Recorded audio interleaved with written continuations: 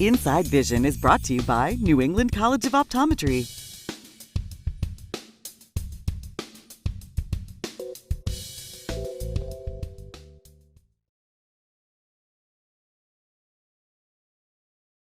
Inside Vision. I'm Howard Purcell, along with my partner in crime, Eric Lilligren. We're happy to bring always you Always the crime it is. Always the crime. That's the way we got it started, buddy. 12 weeks. Can you believe it, man? It's incredible. It's been an amazing ride. It really has been a lot of fun. We've had some great guests. We've had a really good time. And today's episode, something to think about, from marketing, where we kind of started it all 12 weeks ago, to public health last week, where we learned a lot about what's going on out there in our world and how we can continue to protect ourselves and minimize risk. And you know, Eric, it's been amazing. I'm here in California this week, and I was reminiscent of a line from the Grateful Dead. What a long, strange trip it's been. It's been crazy. And you know what? Today, I think it'll be a lot of fun to take a little bit of a look back. What do you think, buddy? I like it, and I like your Grateful Dead theme there, and I could even throw a couple more titles out of there, like maybe Eyes of the World or Prophet on the Burning Shore, California. We're both here in California. We are, and it's beautiful out here. Yes, it's been a long, strange trip indeed. Here we are at the Pacific Ocean. It's amazing. And you know what? 12 weeks ago, we kind of had this idea that we wanted to bring to our community, a community we love so much and has been great to us, information and, you know, insights, really actionable type of things that we could really make happen. And really what it was about was kind of the road back. And good morning, everybody. You are live on the first episode of Inside Vision. I'm Eric Lilligren, and standing by in Boston is Howard Purcell. Good morning, Howard. Good morning, Eric. How's it going? I'm really happy to be here with you this morning on our first episode of Inside Vision. Thrilled to be with everybody. And, you know, I just want to kick it off by saying this. You and I had spent some time thinking about what small role could we play in bringing some information to the industry that has been so good to us and that we know and love so well. And I'm really excited to have the opportunity to bring some timely information to our audiences, things that I know they're thinking about, things that I know are on their mind, and ways that we can bring some really actionable type of information to everybody. Start your day off on the right foot. So our intention is to bring you the best and the brightest that we have, both inside our industry and outside of our industry. We're going to cover those relevant issues, as I mentioned, that are important to you, both in your practice, in the industry side, and the employer side, and the media side. Anything we can do to continue to help you to really not just about, for us, the here and now, but the here and when.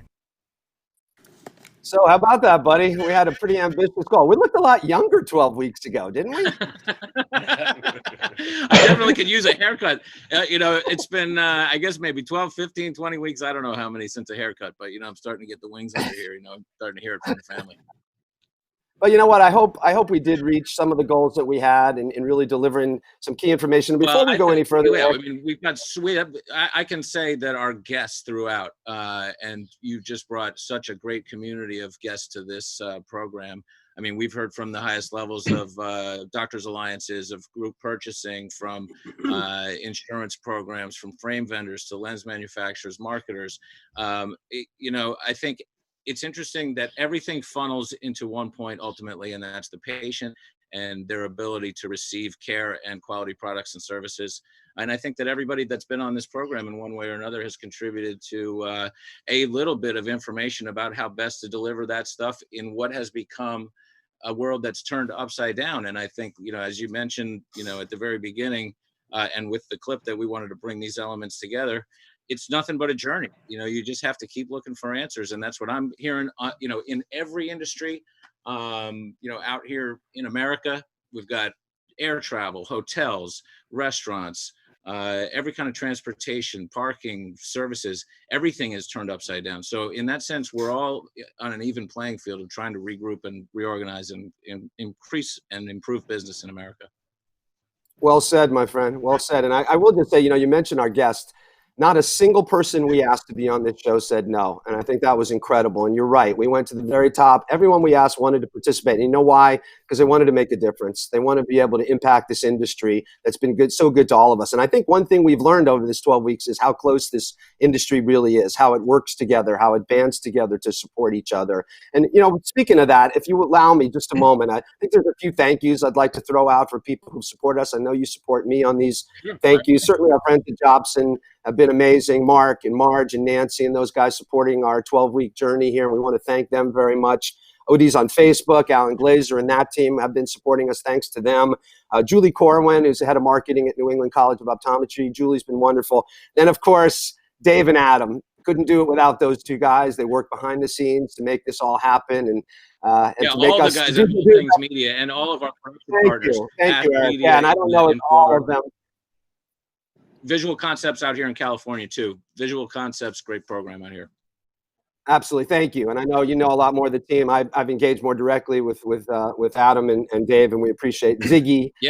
As our friends call them, and great people. And we thank everybody for their efforts and everybody working together. So with that, Eric, if you're okay, why don't we bring in our guests? Talking about people who have supported our program and been there with us pretty much from the beginning. It's a pleasure to bring in our two guest hosts with us today, Dr. John Rumpakis, Holly Rush. Hey, guys. Hey guys, welcome. Good morning, everybody. And I would add also, not just guests, but members of the family. You guys are veterans of the Inside Vision program. Thanks for everything that you guys have done. How's everything going? We're like bad pennies. We keep showing up, right? Yeah. That's been a great, always welcome, great honor to be and included. So glad to have you guys back. Yeah, I agree, John. Thank you. Everyone knows John from Something to Think About. You've added so much to the show at the end, really tying things together and giving us truly some things to think about, John. And thank you for the contributions you continue to make to the profession and your support of Inside Vision. From the minute we asked you to be part of this, you signed up and every week delivered. So thank you. And Holly, you know what? Everyone loves you. The show's ratings went up significantly when Holly joined. I'm sure it wasn't a coincidence, but no, Holly, we appreciate it. You've added so much to the show. You've added so much to our profession, but we appreciate you being part of Inside Vision. So, wow, you know what? We thought we would try to bring and deliver some of the kind of highlights over the past 12 weeks and maybe just have some conversations about where we are today. Things have changed so much, so quickly. If you think 12 weeks ago, Eric, what was going on 12 weeks ago when you started your journey to now, it's just amazing. In some ways, some great things have happened. In some ways, perhaps we wish things had gone a little bit different. But overall, we have traversed interesting and navigated. I want to add too that as we take a look back in this show to the weeks that have gone by and maybe try to tie up some loose ends on ideas and come away with some, that all-important business language. What are the takeaways, that we can take at the end of this program to say, there are 3 or 4 themes that everybody should or could focus on and figure out, the way forward. But we want to add something new every week. And this week I've got 2 really hardcore Southern California entrepreneurs with me, and they're seated right next to me. I'm just going to tilt my computer and introduce one at a time. We got Steve Klein right there. He's with Total Vision. Catch him at Total Vision LLC. Thanks for having me, Eric. This is it's kind of a great thing to be able to be at the end of this amazing journey. I can't wait to see more clips and hear more about it. Yeah, we've had Steve in the mix from the beginning. In fact, he did the very first Something to Think About and gave us some really great detailed information about staffing levels and how to measure your HR costs. Now, we also have another veteran eye care entrepreneur. We've got Bill Gerber from OMG and Content Link. Bill, say hello to everybody. How's it going, everybody? Good to see you. Glad to be here. And, hey, Bill. Congratulations on an amazing journey. So thank you very much. Thank you, Bill. So as we look back, guys, these gentlemen are available to react, from an entrepreneur level in Southern California about, all the changes that have occurred. And so I think as we go through these topics, we can bounce stuff off them as what they see in the marketplace here in California. Sounds great. Appreciate it. Hey, tell Gerber, he and I have something in common. He likes to bang on the drums as well. So sometime he and I are going to have that dueling drum off, I think, or something like that. You up for that, Bill? I'm ready for that, Howard, for sure. We'll get the drum cage and spin around a little bit. Sounds like fun, buddy. Thank you guys so much for, particularly for you, Steve, for kicking things off for us, and Bill, for all you do for the profession. You've added so much. I know I've worked with you in many different capacities. So your insights have been really helpful to a lot of practices. Appreciate what you're doing. So with that, why don't we kind of kick things off? We started the show talking about marketing, and we brought on 2 people who are just amazing marketers. And Carl Bracey, who for a long time was the head of marketing for Essilor, really the guy who started so many really influential programs in our profession. Think About Your Eyes being one of the key ones, really kind of kicked it off. And I thought, gave us a good way to think about marketing and its impact. So why don't we run the clip of Carl? So in our world, marketing is everything you do as a practice. It's not just that flyer that you stick on the doorstep of the neighbor's house by your practice, okay? It's everything, all the way from how your patient becomes aware of your practice, all the way through their experience at the practice, all the way to follow-up and rescheduling. That is all marketing. So to me, it's asking the question, why is marketing important right now? It's kind of like, why is your practice important right now? Well, it's a patient journey. So I think if I were to give a soundbite, I'd say, know your patient journey right now, because that could be changing. And if you know all the elements of your patient journey, I think you yourself, sitting down with your staff, can say, hey, what might be affected that we may want to change, and keep it current with the situation that's going on. So to me, marketing expands everything, all the way from the beginning to the very end. And of course, that's important right now. So I think, pretty prophetic of Carl talking about the 12 weeks that were to follow and all this journey we were going to go through. I teased him after, it wasn't part of this clip, that patient journey is a very sort of marketing jargon term that marketing gurus like to use, and he defined a little bit better. But Holly, perhaps you could comment on this journey part, and how much this journey has changed, and what you've seen and the engagements you've had in this profession, how people have adapted over these past 12 weeks. Yeah, I love what Carl said about breaking marketing down into the basics, right? And really what marketing became in these last 12 weeks is brand values and communication. Communication became so critical, not only in running businesses, but staying connected to the community that we serve. And if you are a practitioner, your patients are your community, and your voice and your communication to them became your marketing message. And that was, I think, a lot of what was embedded in what Carl was saying, is understanding that information is really power and key. It sort of calms the water right now. And being able to set expectations and help people really understand and guide them through the process of engaging with you is critical.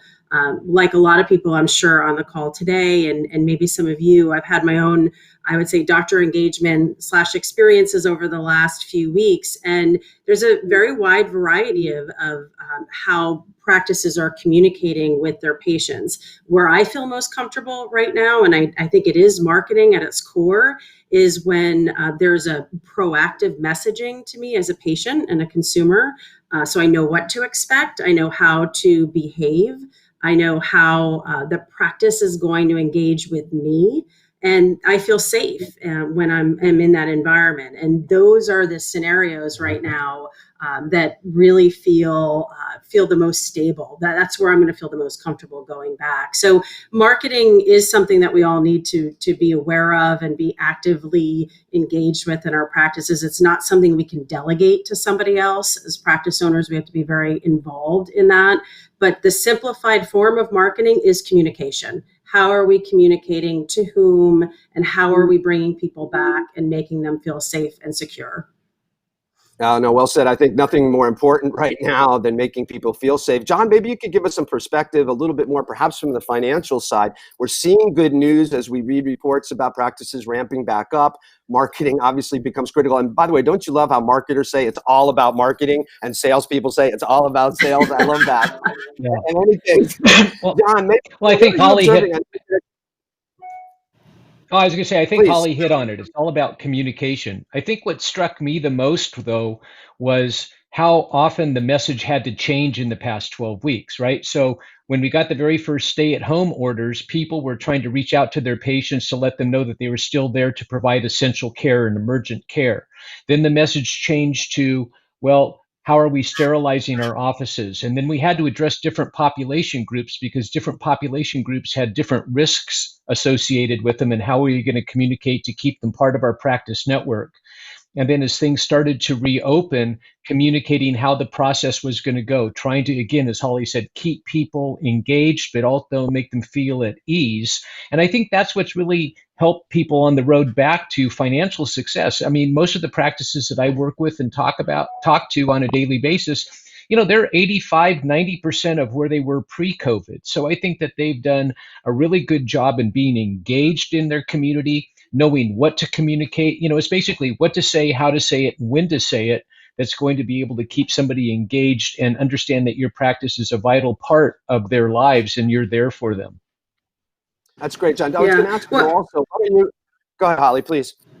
No, I was just going to say, well, one other observation as it relates to marketing and how things have changed is the importance of using all of the tools available to us to convey those key messages to our patients. I think as an industry, there's been a lot of conversation about, technology and enabling connections with patients on a much more regular basis, whether that's through contact management systems or through our websites or maybe through social media. But I think what we've come to realize in this process is that all of those avenues and more are critical ways to stay connected, not just in a crisis, but every day to our patients. That's how we keep people loyal and engaged and coming back to us as a practitioner.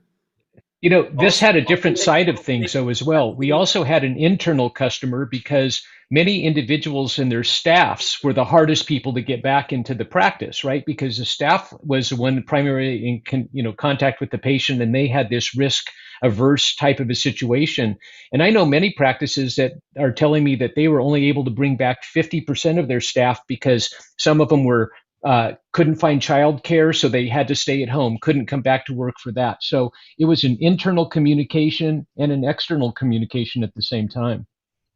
Steve, I know you had a thought there. We'd love to hear from you. Yeah, I'll jump in on that whole theme. It's all about marketing. It's all about patient care coming from a practitioner here. So, no, good job. Honestly, the thoughts about the communication are so critical. But something that I watch when I visit our offices is the communication matching the actual care? In other words, is somebody not wearing their mask, even though we say we're wearing masks? Are we not showing the patient during the patient journey that we're cleaning and disinfecting? That message has to be repeated over and over. And the message and the actions have to match. It's just so critical. So critical, Steve. Agree with you. Absolutely. Hey, Bill, I'm curious from your end. I know you're in the marketing side of things. What changes have you seen over these past 12 weeks? I know you've been really out there, really trying to help us be better at marketing and get our faces and our information out in front of patients in unique ways. But what changes have you seen over these past 12 weeks? Well, I'll tell you, it's been really a trip for me and our company and all of us, no question about it. And we got a real California guy says he's tripping out here on the coast at 6:30, right? At 6:30 in the morning. Yeah. The party all night. It was a late night, right? Yeah, it was. Big party here in La Jolla. So I think one of the biggest surprises for me personally was how many ODs reached out and how many chains reached out to us and said, you know what, we are totally unprepared to continue the relationship with our patient as our offices are closed. Our online presence isn't where it needs to be. We can't sell glasses. Some people had contact lens sales set up. And so I think from a marketing perspective, this was a huge wake up call, maybe even a slap in the face for the industry to say, you know what, we were not ready, right, to continue this dialogue and to transact business. So I think, now that people are reopening and have reopened, we're seeing this surge in sales, so some pent-up demand. But I think the light has gone off for a lot of people to really get into this idea of, we need to stay connected with our patients and our staff online. We need to stay connected with them in office, and we need to be better connected. You know what, Howard, I'd really like to call some attention and context to where these guys are in their businesses, my guests here in California, because Steve, as you know, is the doctor-facing component to Total Vision and is recruiting and constantly on the move to acquire practices in California. They're at what, 35, 36? 35, yeah. And their economic numbers have just come out over the last few weeks, and we're not going to reveal any specific information, but you guys are strong. And then Bill on the other hand is doing new interiors and design for practices. He had many projects that were happening as COVID hit, but both of these guys, and they can, I think, each speak to the fact that their businesses are strong and successful right now. And it's really I think, coming from California and one of the hardest hit areas, it's really encouraging to see where they've been. Guys, talk about the successes so that everybody can hear about it. So I'll jump in first. One of the I think if you look at say the Jobston's data, and we followed those trends and those curves over the last 12 weeks, we pretty much went right along those trend lines, and we're this June year over year, we're over 100% of same store from last year, from 2019. So that's incredible, considering the drain. I'll tell you, as we all have talked about, this has been a massive journey, and but it allowed us. We had this pause time where it allowed us all to fix some of those things that Bill was talking about. What can we do to kind of move forward to the next? I hate to use this term, but the new normal, right? How do we respond? What is everything going to look like? And we hit our 100%, and it's really exciting. It's incredible. And you mentioned the pent up demand, and it's just that business is not going to stop. We're going to keep moving forward, but we've had this huge roadblock, and he who can adapt quickest. And no doubt. I mean, we have talked to so many practices out there that said, you know what, we've got this time, right? We've got some time where we can actually focus on the business.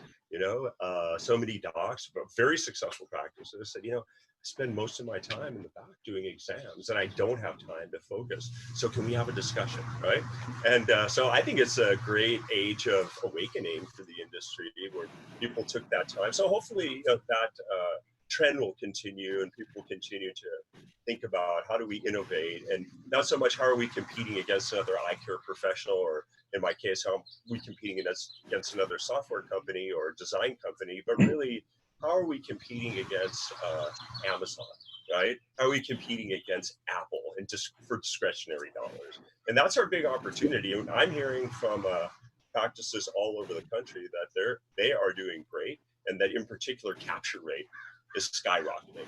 And so I don't know if that is, curious to hear your opinion, if that's really a function of taking more time with the patient, or if it's just mindset and determination, or if it's that they just don't want to go to another location because now they come in, because this is part of the workflow stuff, guys, is that on the plus side, even though we've had all those workflow slowdown issues, but nobody wants to go to two places instead of one. So you get into an independent eye care professional location, you're probably going to purchase there, is what it looks like right now. So maybe that's an upside, silver lining. We might not have expected that 12 weeks ago. Yeah, thank you, Eric. I appreciate that. And very encouraging to hear the positivity there. And clearly two people and their teams who've really focused on that road back and in trying to make sure they're prepared. So congratulations, and we love the positivity. I'm sure not everybody is in that same situation, but the positivity we're seeing overall in this industry will get us all back there. And thank you for those encouraging words. It appears that the pent-up demand we've heard about, at least in the situations that you guys have described, is truly there. So thank you, guys. You know what? We want to move to the next clip we wanted to show you. And this is our very own Holly Rush. Holly, when you were on the show the first time, and then we dragged you in for more, you shared with us a really amazing commitment you were making to this industry. So why don't we run clip 4?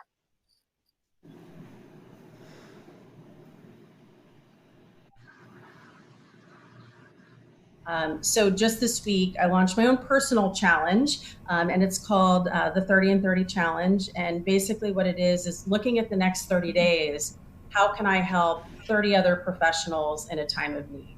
And I'm tapping into my network, people that know me and I know really well, and saying, introduce me to someone in your professional network that you think could either use business advice and support right now, a thought partner, or could really use career guidance. And there are no strings attached. It's just time together in the next 30 days to help navigate really uncharted waters. And that's really it in a nutshell. what a fantastic offer. And I think we've had a graphic on the screen, correct? With some of that information. Yeah, so your email is out there, and I'm certain that many people will be reaching out to you to take advantage of your experience, and it's a very generous offer.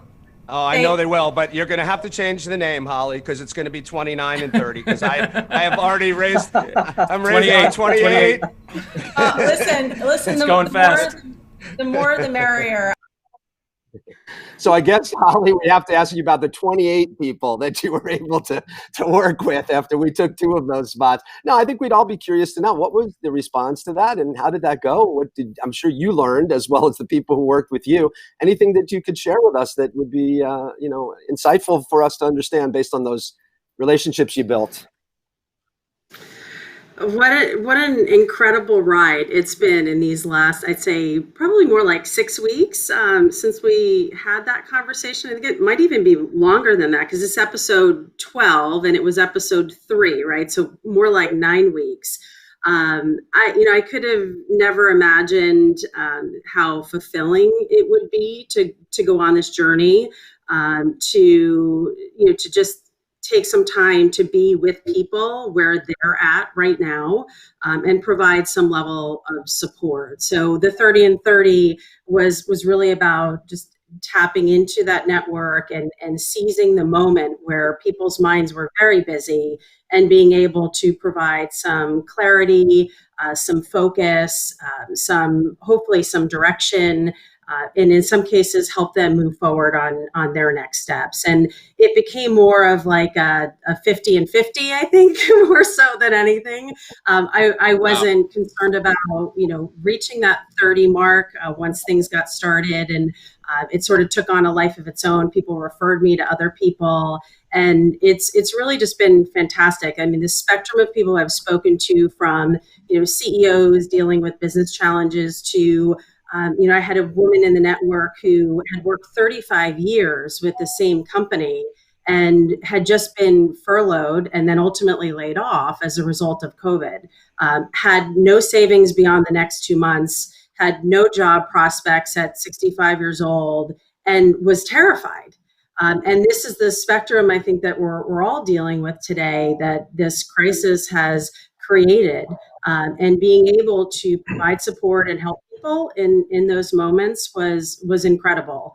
I think that the simplified version of what I learned is that there are 5 really simple words that we can inject, I should say, into every conversation to really make a difference. And it's, how can I help you?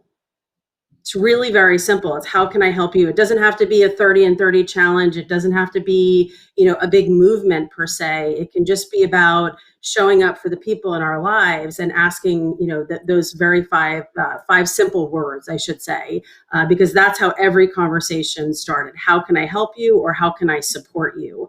And here we are, again, 9 weeks later, and I'm blessed with 50 new people in my circle of, I would say, of friends and colleagues who I know will stay part of my life going forward, and hopefully mine and theirs. That's truly amazing. Go ahead, Eric. I don't think we can hear Eric right now. So. I'm sorry. I had myself muted because, believe it or not, there's a hot tub over here that started making noise with the water. Hot tub party. This is California, so I muted it.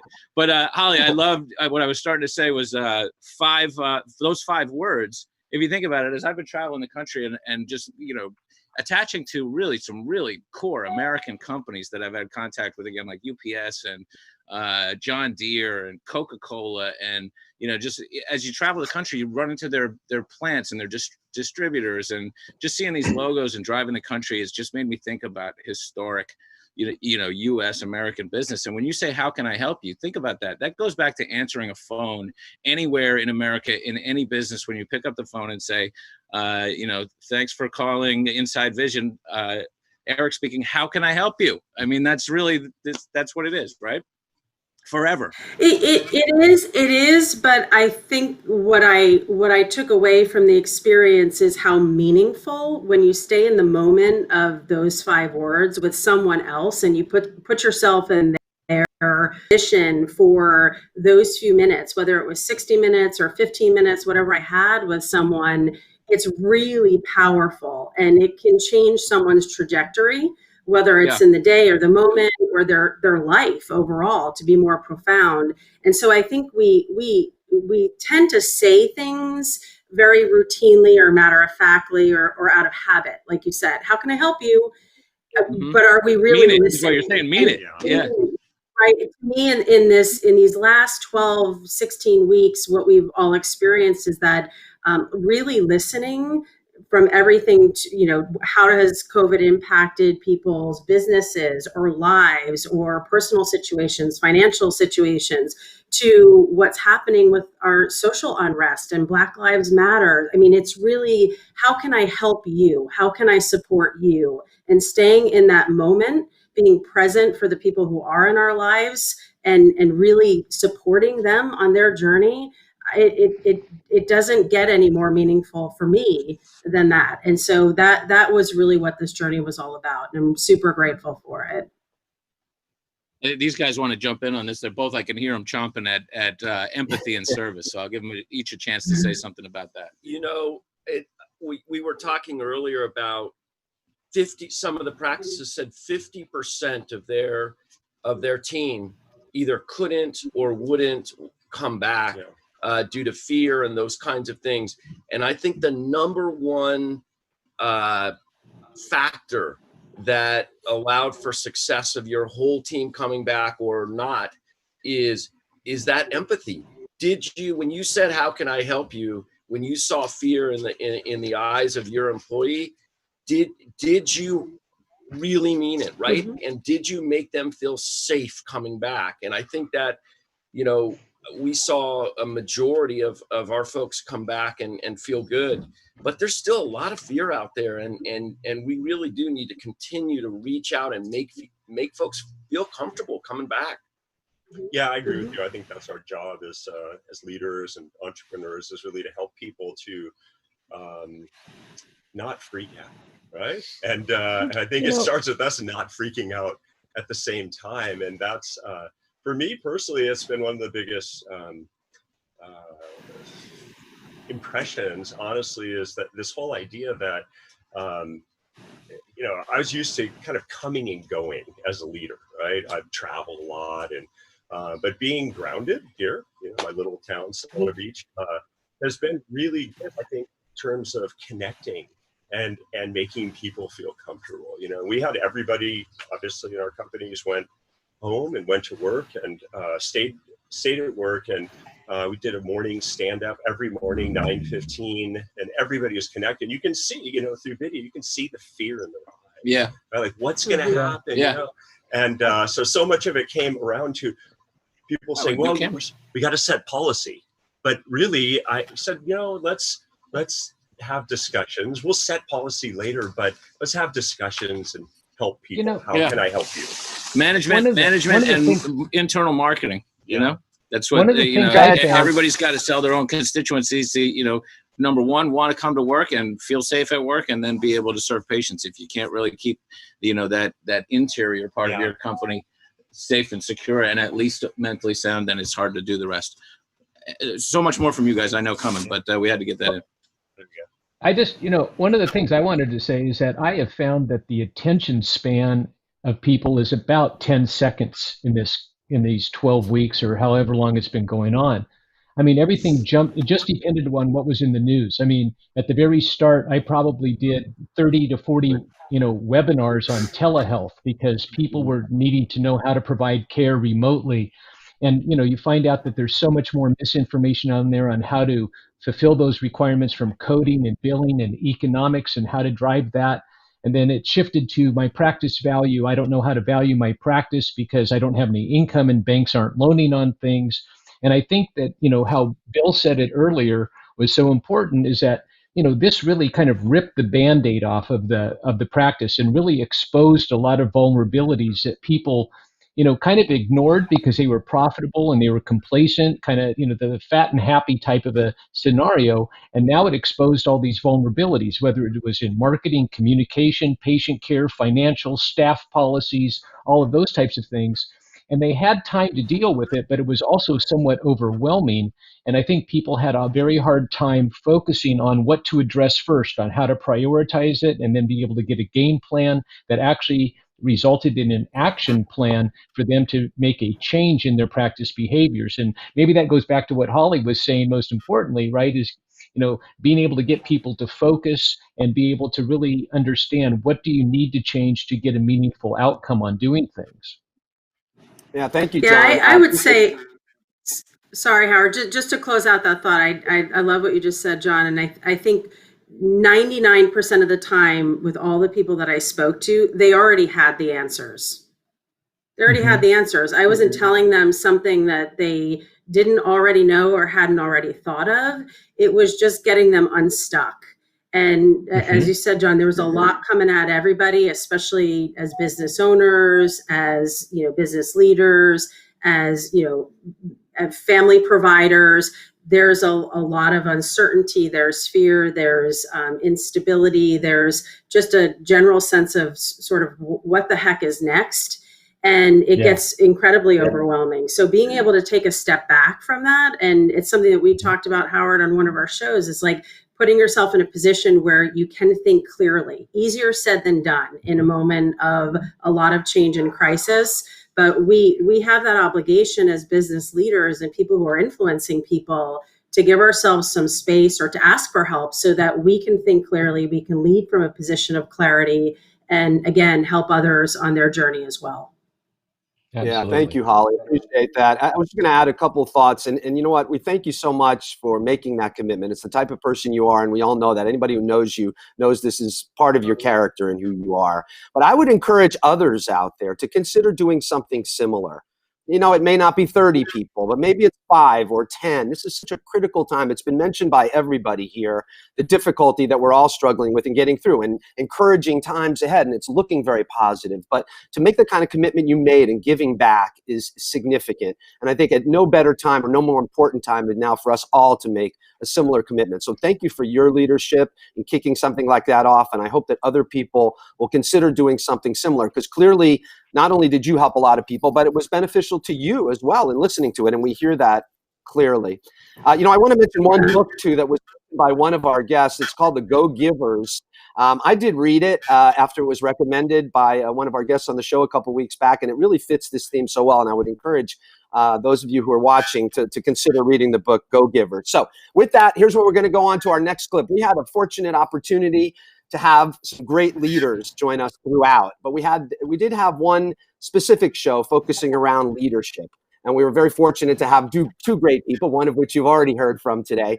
But the other one on that show was Swami Rhodes. Swami is the global president of Johnson & Johnson Vision, amazing man, and really someone who really cares about this industry in a deep way. So let's run the clip of Swami and him talking about leadership. And there is a balance between empathy and still not giving up on what we are here to do from a long-term perspective. So always making those small concessions, but reminding people of what we are here for is going to be very critical.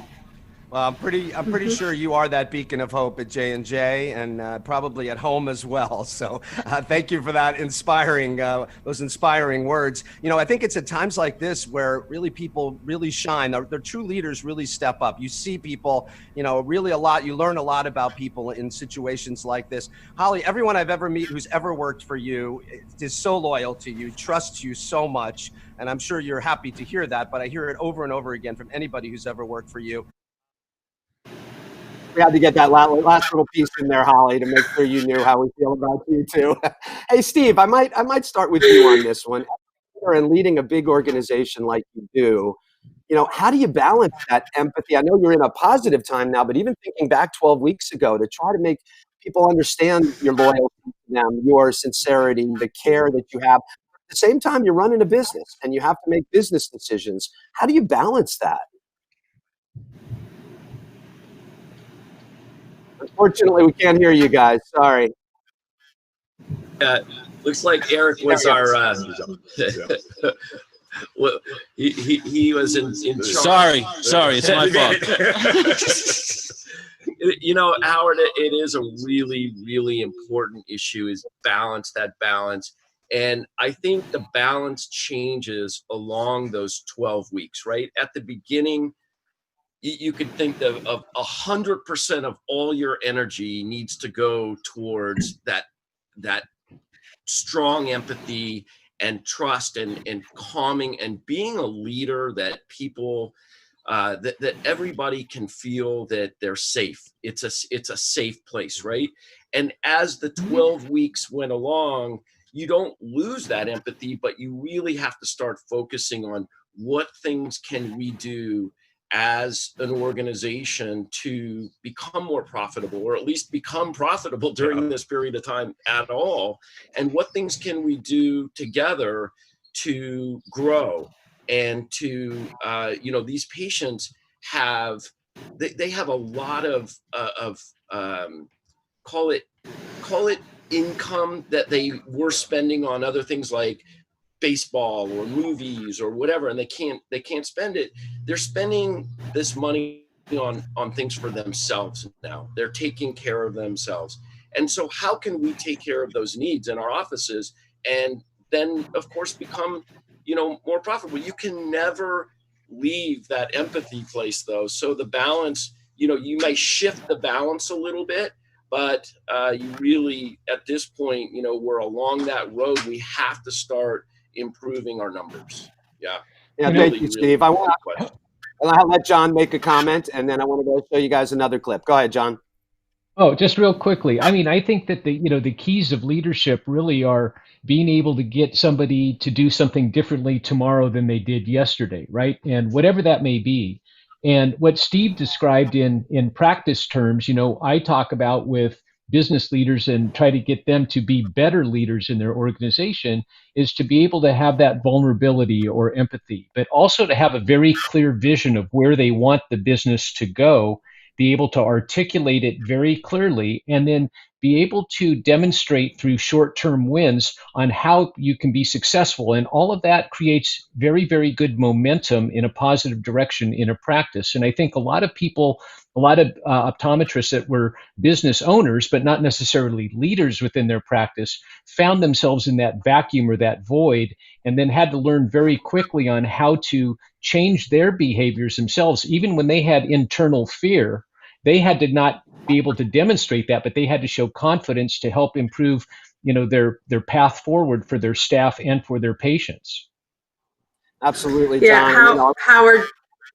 Sorry, just one closing thought on this. There's been a lot written on leadership profiles that are emerging for the future and what the most important characteristics are that the world needs today in leadership. And it's two words, and they've been said multiple times here. So I wanted to underline them for us all and for all of your listeners. It's empathy and strength. And the empathy is being and being with other people in that moment and hearing and seeing and feeling what they're feeling, whether that's a consumer or a customer, a patient, an employee, whoever it might be.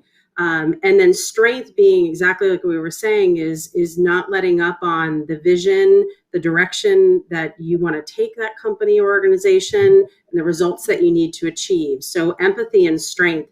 And the one person that I've been watching very closely and who actually who spoke to this quite extensively is the Prime Minister of New Zealand, Jacinda Ardern, who is a very young, up-and-coming political figure, has had one of the most successful results coming from the pandemic, was all about the people, listening to what they needed, driving results, had a successful outcome, and she's now heralded as one of the most favorite leaders of all time in New Zealand as a result, someone with virtually zero political experience.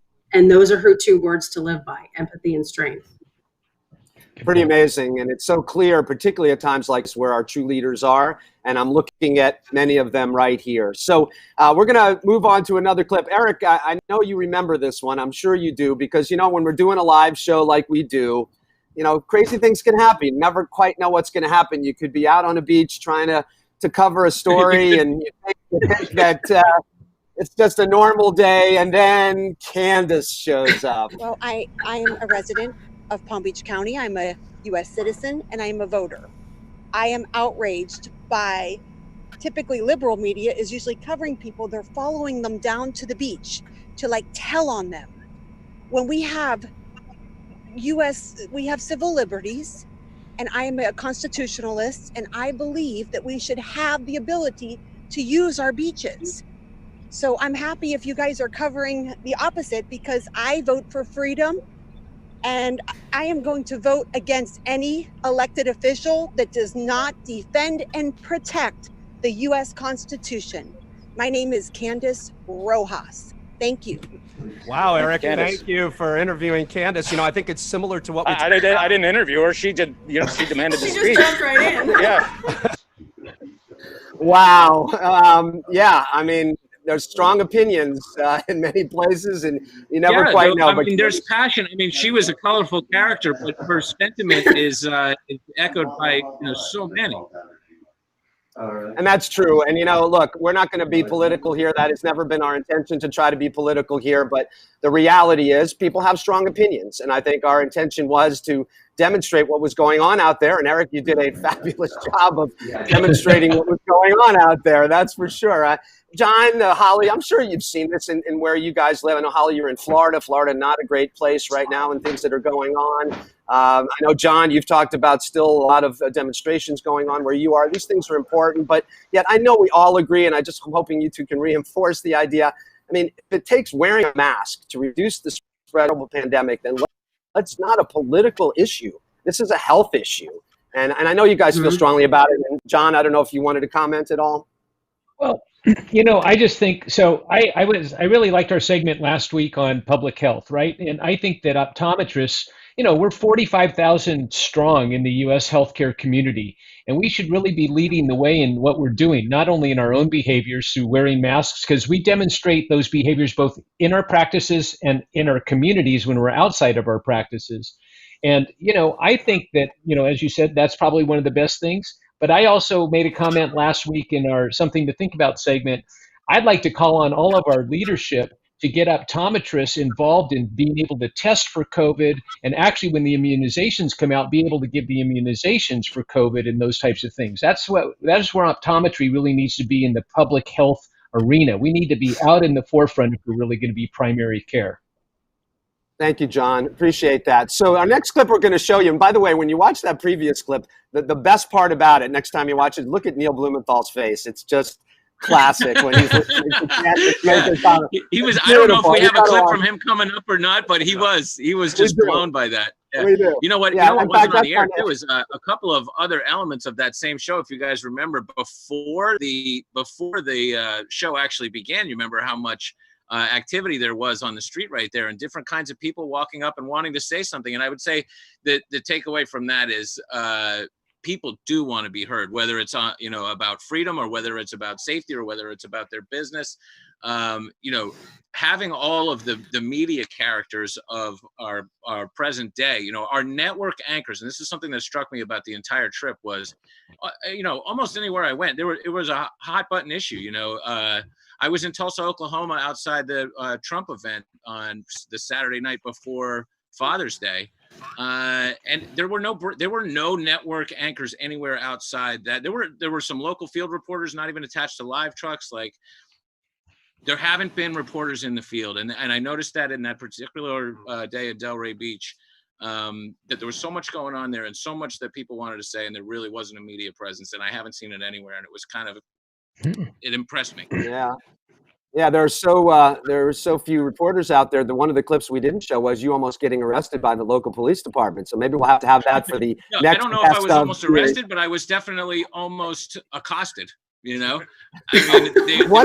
were the beach patrol. They weren't even police, and they were trying to stop us from broadcasting. It made no sense. I've never seen anything like it. I've never seen the tone in this country in that way, that somebody can think they can tell you that you can't report from a beach. Well, unfortunately, I think everybody's a bit on edge. There's no question about that. So, You know what? We mentioned Neil a couple times, and Holly, you did a wonderful job of interviewing Neil on the show. Those of you who don't know Neil Blumenthal, he's the CEO of Warby Parker, co-CEO. He's done an amazing job really coming in this industry and freshening it up a bit. I think not unlike what Holly did when she came into this industry. I really have a lot of respect for Neil, and I would show you a quick clip of Neil sharing some of his thoughts. For one thing, we're practicing social distancing. So we had our store design team look at every single store, and we've completely changed the layout of those stores. We put vinyl markers on the floor to demarcate 6 feet distancing. We've created separate sections so that way people can shop away from one another. We're limiting traffic into the store to ensure social distancing. When somebody comes in, they're greeted. If the store is at capacity, which is often just a few people, we're entering people into a wait list and texting them when it's time to come back. So Neil was really trying to address kind of, the road back and what kind of things Warby was doing. Perhaps, Eric, maybe our friends over there, Steve and Bill, would have some thoughts about how they've managed through this, what Bill's seen, and perhaps what Steve's been doing in his practices. And you started to allude to it earlier in making people feel more comfortable coming in. Well, I think one of the parts that's been super inspirational for me is seeing how people pivot and adapt. My design team had been completely focused pre-COVID on how to create a super engaging space where people browse and interact and pick up product, things like eliminating the barriers between waiting spaces and optical and, seeing the financial results of that. So that's pre-COVID. Then all of a sudden, right, we are in this situation planning for reopening where, to Neil's point, you've got stickers, right? You've got distancing, you've got sanitation, and to see how my team pivoted and got into designing spaces that would be effective post-COVID was amazing. I mean, they were inspired. They're working from home. They got kids, climbing on them. But my design manager, Armando Lau, just cranked out with this team concepts and designs and just really all with a particular focus on workflow. And so absolutely. what would be some specific examples of how your designs have changed? So just to clarify for anybody who might not be familiar, your firm does design and build, right? And full implementation of interior retail spaces. Absolutely. Give me one example of how you improve workflow for COVID. So understanding the patient journey and touch points, post-COVID it's a totally different world, right? I mean, it's not the same. Just come in and browse around. So specifically, we've been really looking at the combination of the physical space, but also the software that helps people navigate through. And we got very motivated to accelerate development on our software platform called Sherpa that helps the patient and helps the staff make things more efficient. Doing things like digital lens demos, right? Measurements, transactions, looking up product, doing virtual try-ons all in app and in store. That's a huge part. And then how does that tie in with the tech, the digital signage that might exist at a location? So really integrating technology, I think, is our opportunity right now in our industry. And that's been our focus. Not just make a beautiful space that's comfortable, but also, how to really leverage that tech that we're and think strategically all the way through about the touch points of a patient. Like, what we're finding, is that, like Steve will be able to speak to this. You have to be able to engage the patient from the moment they make the appointment to the time that they leave. And if you're creating environments that do that, Steve, how are you adapting to this new world with your patient flow, and what are your goals for the next 3 to 6 months that you are about to focus on? So you just mentioned a key word, which is goal. And Holly mentioned this earlier about your vision. You have to be so strong in that vision. The one thing that I believe we have to do is to understand the patient does not want to be in the environment very long. And John, you talked about ripping the Band-Aid off. One of the things that we have done very poorly across private practice optometry is the patient just is in that journey too long. And post-COVID, they don't want to be there. They still want to feel cared for. They want to get their needs met, but you want to do so and have the physical environment set up to be able to achieve their needs and allow them to get back out of that environment as quick as possible. I think that's really, really a critical point that we have to make sure we do moving forward. I just want to add to that. I think this time has given us an opportunity in the industry to communicate expectations in terms of what a visit is going to look like. I spend a lot of my life out in practices like you guys, obviously. And the thing that always comes up is patients saying, I didn't really know how long this is going to take. And quite often, right, by the time they get to optical, looking at their watch, they're like, oh man, I've been here an hour and a half. Maybe I'll buy somewhere else. And, I did have one doc last week who said, you know what? I'm not calling it the capture rate anymore. He goes, I'm turning the tables and calling it our abuse rate. The longer we keep them here, the harder we're bringing on them. Well, And if they walk, that's our fault. It's not their, it's not their fault. Go ahead, John. I think John wanted to make a quick comment here. Go ahead, John. Yeah. So Bill, one of the things I think that's also very important is that this has really exposed the weakness of an optometric practice, right? So you guys are talking about the retail experience and getting everybody through the examination. What I've really found is that, I've been always a big advocate of that a practice needs to do their analysis as if they're running two different P&Ls under one roof, one for the optical and one for the professional services side.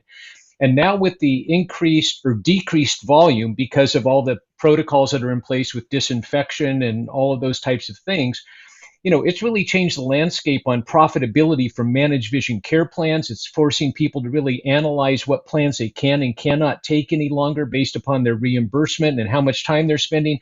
Most of these managed vision care plans, if I'm seeing patients now one every hour instead of one every 30 minutes or whatever your metric is, you're actually losing money on that actual encounter if you don't have an optical sale. And now you have to start making some very, very significant business decisions going forward, because if this is going to be, as Steve said, the new normal in a reduced volume but higher touch type of a thing, am I going to be able to participate in those situations, and how am I going to manage or direct or have my goal for profitability on the professional services side? And I think that that's a whole new arena that people are really having to take a hard look at. It's not new to, the financial analysis, but I think a lot of people are are being forced to deal with that now.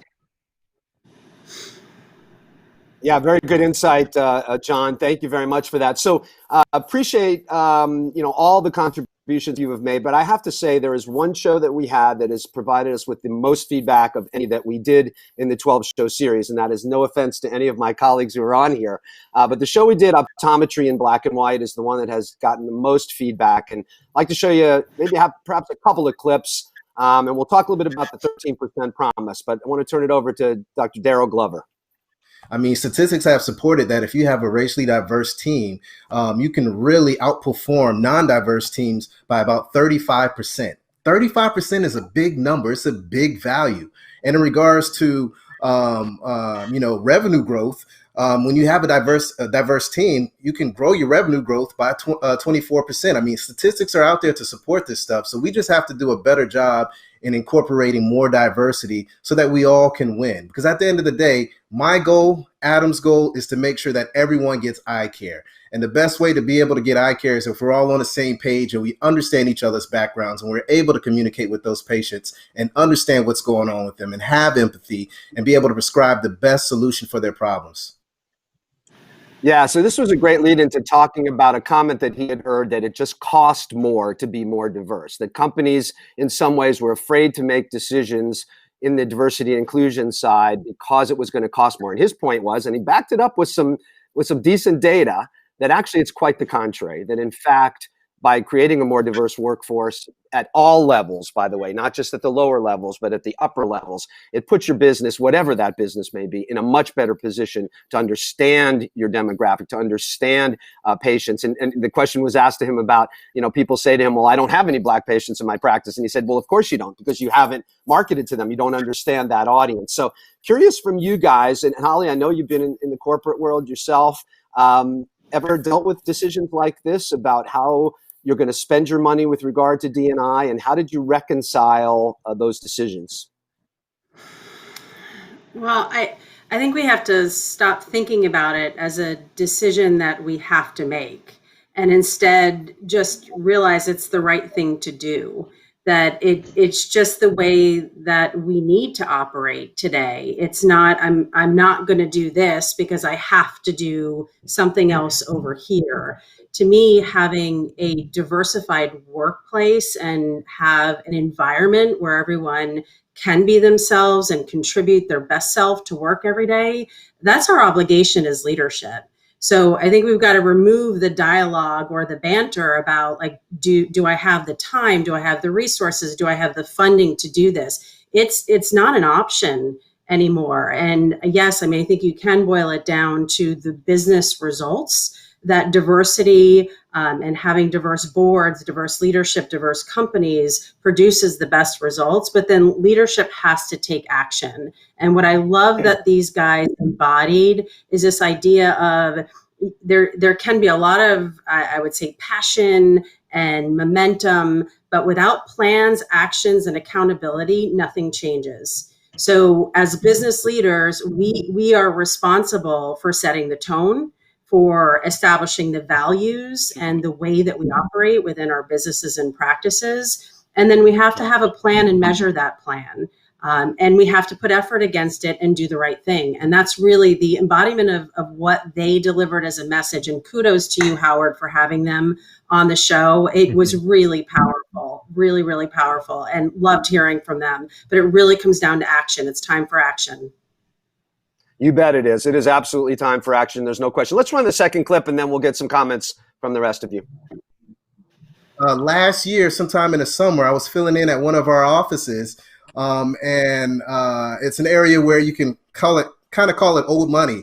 And I was walking the patient out, being professional, doing what I do, and doing a doctor-patient handoff. And while I was educating my optical consultant about what I prescribed for my patient, my next patient was coming in, and he said, "Is that my doctor? That black man, is he my doctor?" And there's about maybe 8 people in there. And they were like, "Yes, that's Dr. DARRYL Glover." I don't want to see a black doctor. I don't want to see him. I don't want to see him at all. Can someone get me a white doctor? Is someone else here that can help me? And this was just last year. So probably one of the more horrifying statements we've had over the past 12 weeks, and one we wanted to make sure you heard again, because this wasn't something he was describing that happened 50 years ago, 25 years ago, 10 years ago. This is something he talked about that happened recently. And it's just, we have to change. We have to make an impact here. And these two guys are really doing a wonderful job. John, I'm curious from your stand, you visit a lot of practices, you engage with a lot of businesses. Are you seeing change? Are you seeing a real effort in making change in this area? I haven't yet. I haven't traveled to any practices since this whole thing has started, but I did want to back up a little bit of what Holly said on something. So we talked about the 3% of the U.S. population being black, and then, 13% of the U.S. population being black, and then 3% of blacks being involved in optometry in any perspective. And when I did the Something to Think About segment on that show, I talked about 2020 as being the year of courage. And one of the comments I made was, we have to have the courage not to be silent. And I kind of wonder which is worse, right? Being silent and not commenting on it, or talking about it, but having no action behind our words. And I actually think talking about it and having no action behind our words is even worse, because then we're just going through the motions of doing things. And I really think that where this starts, and it's not going to be an instant process. I mean, Howard, you're in the educational process. How do we go through to get the students to mimic the population, the faculty to mimic the population? That's a difficult thing. That's something that's going to take time. And I think that that's what's also going to have to happen in the rest of the fabric of our optometric community. But we need to see real actionable steps. Even if they're baby steps, we need to see people start to make meaningful change, not just talk about it. Yeah, thank you, John. The 13% that's been mentioned a couple of times now is a promise that Black Eye Care Perspective, the two colleagues of ours who were on the show, have started, and they're asking people to make this promise. And New England College of Optometry has made that promise that we will strive over the next 5 years to reach 13% in our student body, our faculty, and our staff, and our board of trustees. And we think it's a wonderful way to continue the momentum, as has been said by two of our guests. It's not just about what you say, it's about what you do and how you act. Bill, Steve, I'm curious at your end, have you seen change? Are you instigating change? How has it impacted your businesses? Yeah. So something that just I think about a lot, especially lately, is a comment that I heard that someday we're all going to look back on this and you're either going to be on the right side of the issue or the wrong side of the issue. And every decision that we make, we need to think about that. Are we on the right side or are we on the wrong side? So I agree with you, John. I haven't seen a lot of action yet, but I believe, and maybe I'm just an optimist, but I believe that we are going to see true change, and it does start with the optometry schools. So, I applaud you, Howard, and your organization. That's where it starts, right? Yeah, no question. I agree.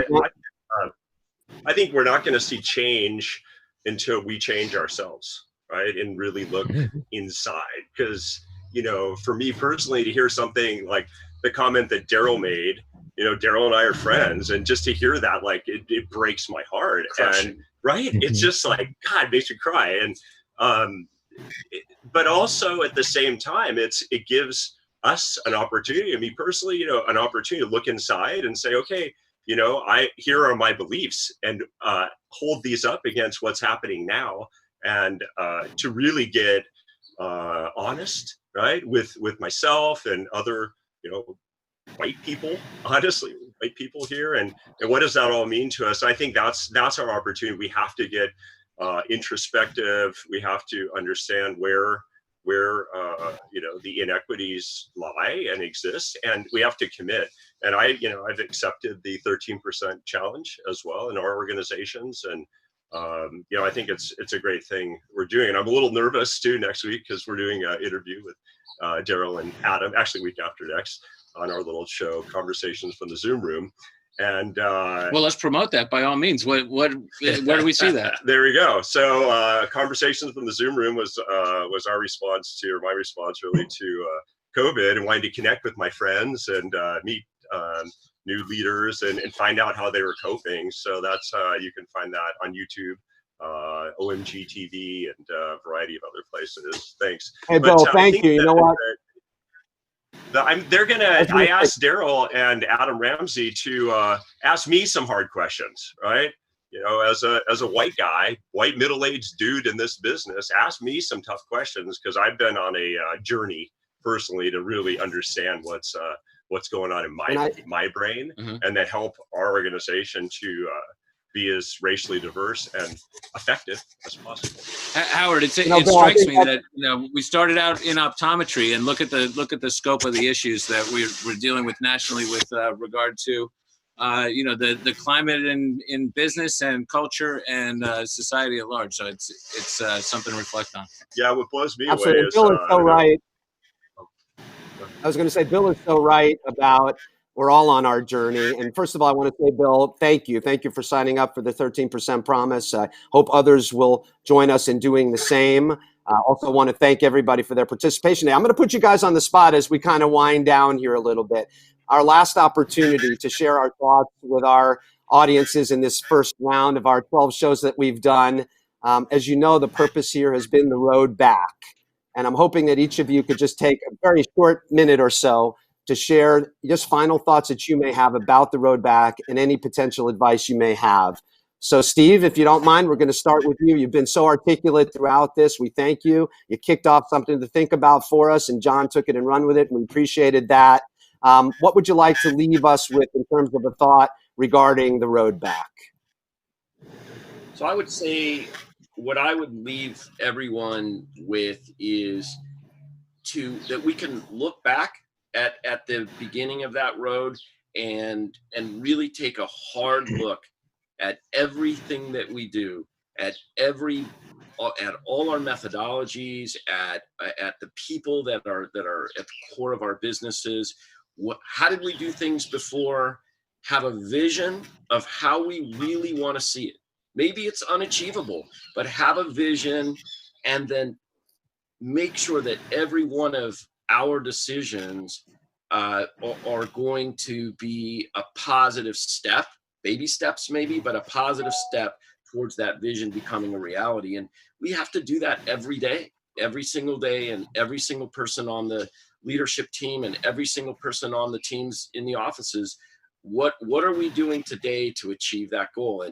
And many of these goals are going to be, we have to be ready to have bumps in the road. Yeah. These are not easy roads, right? So there's a very high likelihood that there's going to be a resurgence. Well, there is a resurgence right now of COVID virus. And so what's going to happen the next time there's a big resurgence and we have closures?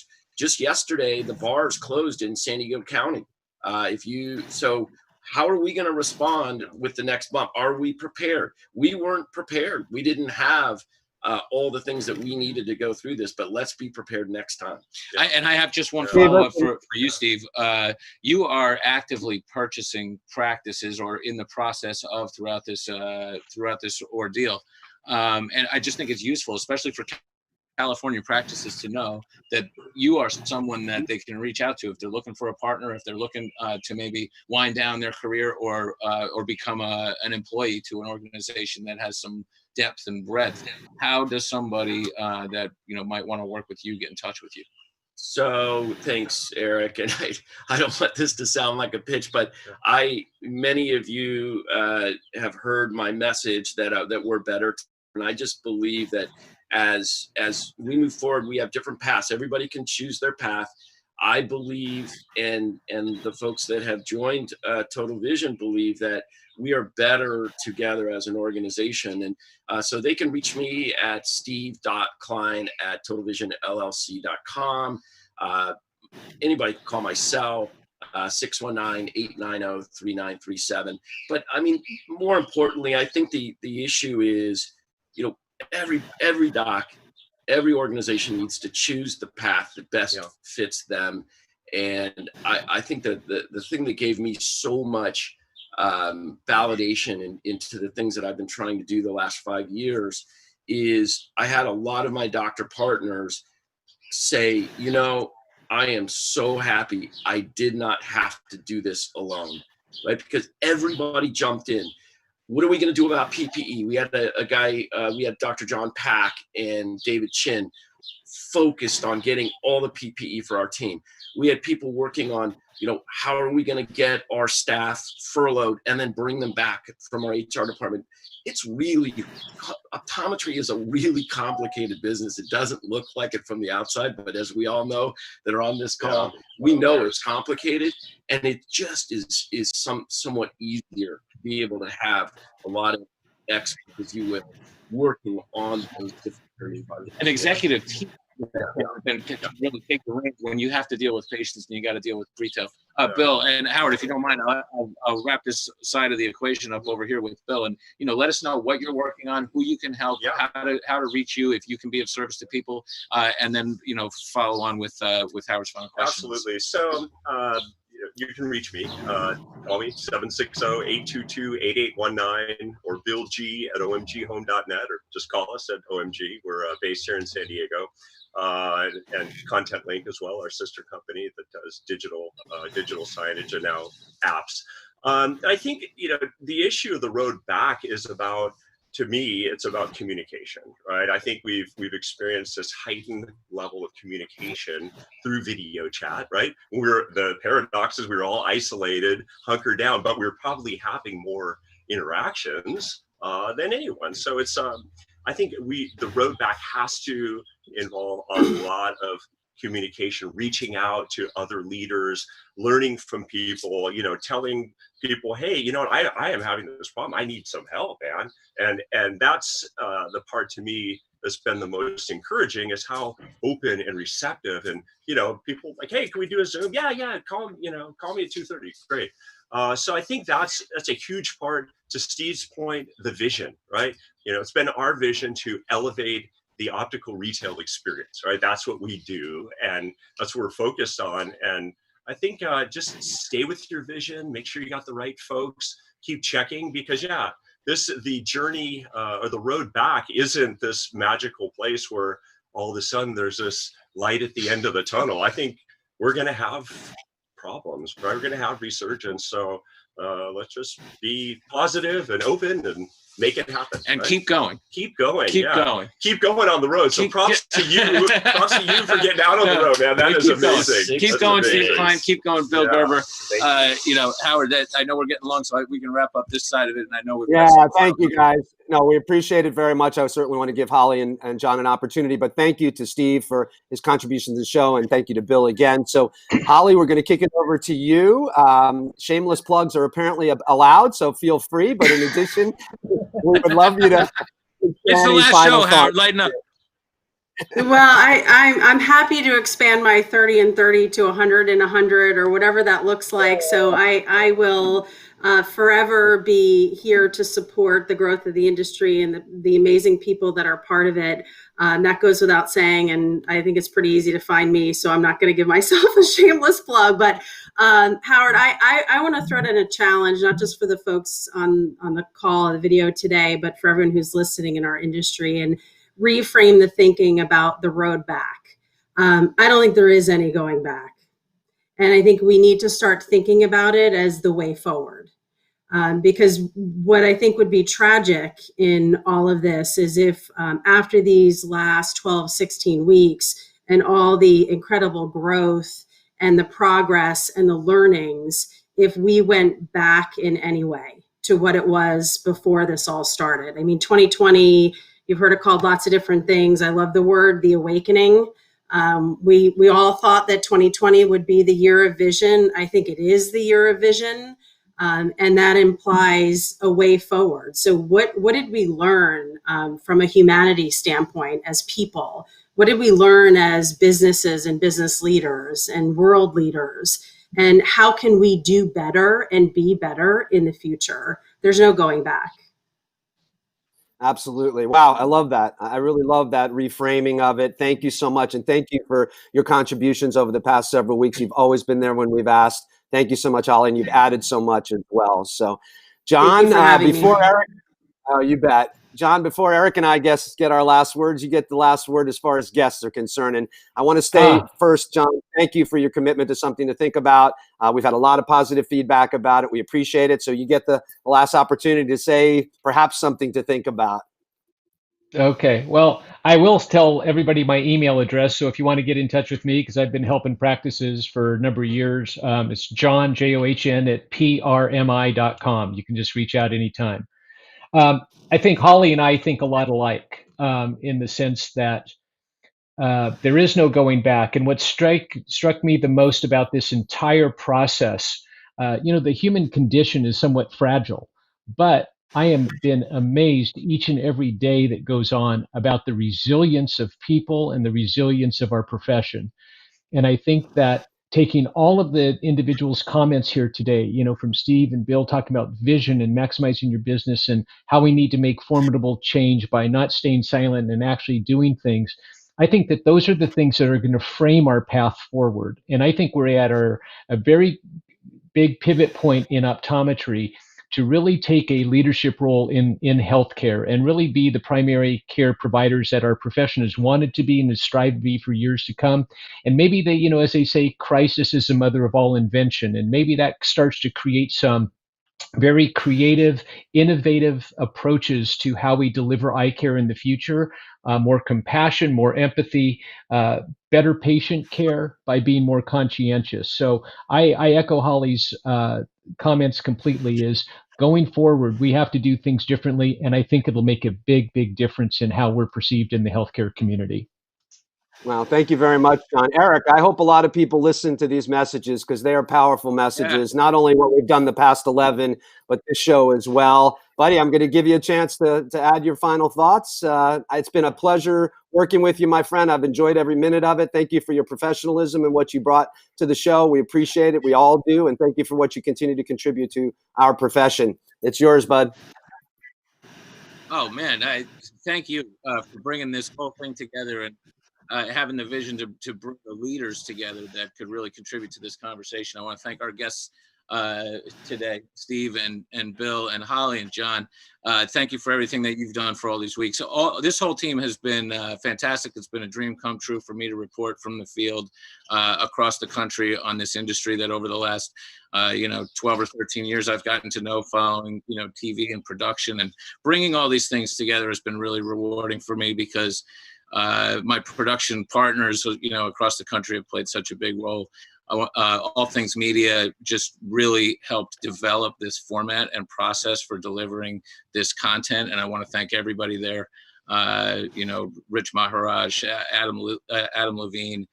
We've got Dave Ziggy Blumenthal at the wheel every week, and these guys are stepping it up. We're just adding a new element every week, and I hope we can continue that to really elevate the production, the production and the storytelling, and the ability to bring these things forward.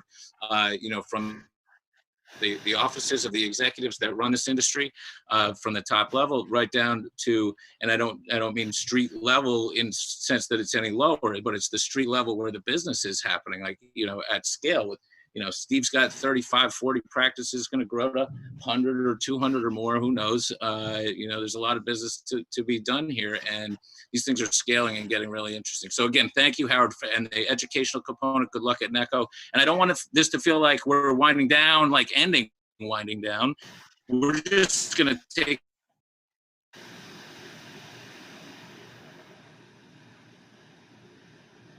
business-friendly 4th of July to everybody. This is America. It's about freedom. We have to find a balance on health, safety, business, profitability, family, life. Well said, buddy. It's been a pleasure. This has been an amazing ride, and I hope this is the first of many series like this we'll continue to do. It's been a lot of fun. And so I guess my last comment will be this. I've enjoyed it. I want to thank everybody for being a part of it. I had a chance 2 days ago to listen to the Dean of Harvard Business School, and I'm going to share a thought, perhaps as a good closing opportunity for us. We have an opportunity as a generation. We have an opportunity to make a big change, something that has been lasting for over 400 years. We have an opportunity for our grandkids and our great-grandkids to look back and not only remember the greatest generation, but remember our generation and how we made a difference on something that had been built over 400 years. I hope we can make an impact. We've tried to do our little part here at Inside Vision to continue to bring you that information. I want to thank everybody who's participated. We look forward to the future. Eric, it's been a pleasure. We could not have done it without your expertise. Thanks, buddy. And this is it for at least our first series in Inside Vision. Take care, everybody. That's something to Thanks think about. Thanks for watching Inside Vision. To receive updates about our programming, click subscribe.